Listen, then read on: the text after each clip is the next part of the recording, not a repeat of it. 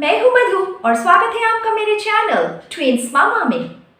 अपने pregnancy week by week series के एक और वीडियो के साथ आज मैं आई हूं to discuss about week 13th of pregnancy.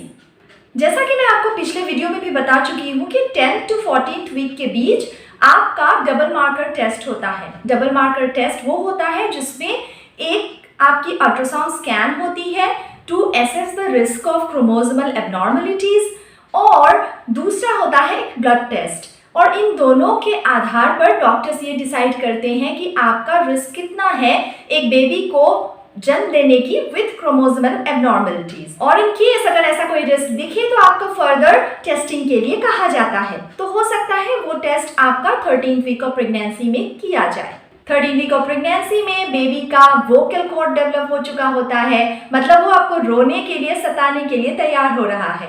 उसके दांत और फिंगरप्रिंट्स भी डेवलप हो चुके होते हैं। सोचिए बच्चा बस 13th वीक का है और ये इतने इंपॉर्टेंट फीचर्स अभी डेवलप होने शुरू हो गए हैं। बेबी अब ऑलमोस्ट 2.9 इंचेस का हो चुका होता है। पिछले वीडियो में शायद मैंने आपसे जिक्र किया था कि बेबी का जो हेड और बॉडी का साइज का रेशियो है वो 1:1 होता है इनिशियली, लेकिन जैसे जैसे वो 13th वीक ऑफ प्रेगनेंसी में पहुंचता है बेबी का सिर बॉडी के मुकाबले 1/3 साइज का हो जाता है। मतलब अब बॉडी की ग्रोथ ज्यादा हो रही होती है और सिर का नहीं। 13वें हफ्ते के आसपास अब प्रेगनेंसी सिम्टम्स थोड़े बदलने लगते हैं क्योंकि आपका फर्स्ट ट्राइमेस्टर ऑलमोस्ट खत्म हो रहा होता है। ये ट्रांजिशनल पीरियड होता है। मानिए जैसे आपका नॉजिया या फिर मॉर्निंग सिकनेस जो है वो धीरे धीरे कम होने लगता है और आपकी थकान भी फॉर्चुनेटली काफी कम होती नजर आपको आएगी इस दौरान।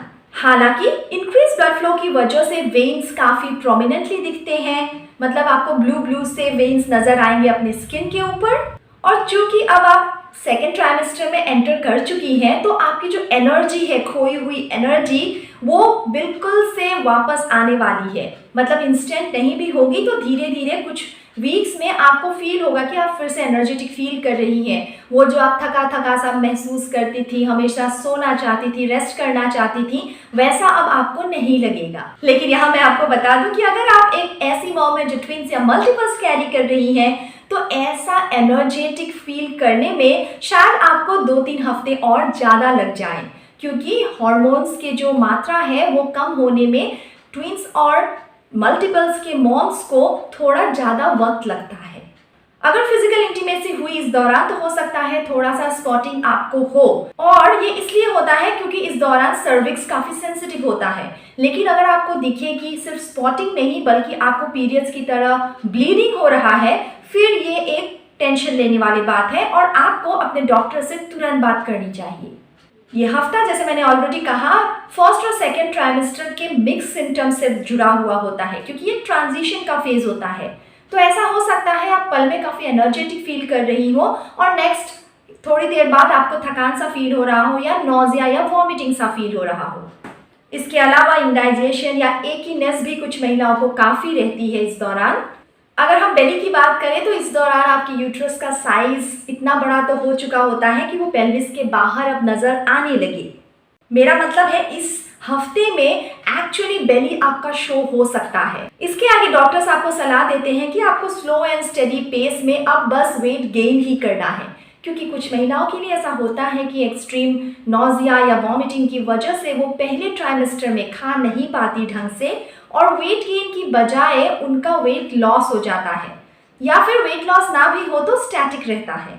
तो इसीलिए अब इस पॉइंट से बहुत ज़रूरी है कि बच्चे के ग्रोथ और डेवलपमेंट के लिए एक स्लो एंड स्टेडी पेस में एक माँ वेट बढ़ाएं अपना। कितना बढ़ाना चाहिए ये डिपेंड करेगा आपकी प्रेगनेंसी सिंगलटन प्रेगनेंसी है या ट्विन प्रेगनेंसी। इसके अलावा एक और बात पे ये डिपेंड करेगा कि आपका BMI प्री प्रेगनेंसी कितना था, मतलब जब आपकी प्रेगनेंसी की शुरुआत हुई थी आपका वेट और BMI कितना था। तो उसके अकॉर्डिंग डॉक्टर्स एक चार्टिंग करते हैं। आप खुद भी इस बारे में कुछ आइडिया बना सकती हैं। इस रिलेटेड मैंने ऑलरेडी वीडियोस बनाए हुए हैं, उनको देखिए। अपने BMI के अकॉर्डिंग आप भी एक ट्रैक रखिए कि किस तरीके से आप अपना वेट बढ़ाएंगी, क्योंकि ज़्यादा वेट बढ़ने पे आपको फिर प्रेगनेंसी रिलेटेड कॉम्प्लिकेशंस हो सकते हैं, सिर्फ आपको ही नहीं आपके बच्चे को भी। एक और चेंज आता है इस वक्त, क्योंकि बेबी का वेट बढ़ रहा होता है या साइज बढ़ रहा होता है, तो यूट्रस जो कि पेल्विस से बाहर अपवर्ड और आउटवर्ड मूवमेंट करता है, तो आपके जो एब्डोमिनल एरिया में स्पेशली स्किन होता है वो काफ़ी स्ट्रेच होता है और इससे आपको स्ट्रेच मार्क्स हो सकते हैं। स्किन में काफ़ी इचिंग फील हो सकता है। इस रिलेटेड भी मैंने वीडियो बनाया हुआ है कि स्ट्रेच मार्क्स क्यों होता है, कैसे होता है, आप क्या कर सकते हैं इसके लिए। उस वीडियो को देखिए और अपने प्रिकॉशंस अभी से शुरू कर दीजिए ताकि स्ट्रेच मार्क्स की मात्रा कम से कम हो।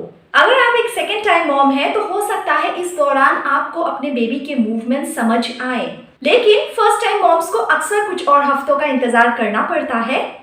और बैलेंस डाइट ही नहीं, इस दौरान आप अपने हाइड्रेशन का भी बहुत ख्याल रखें, क्योंकि प्रेगनेंसी में महिलाओं को यूरिनरी ट्रैक्ट इन्फेक्शन होने का बहुत चांस रहता है।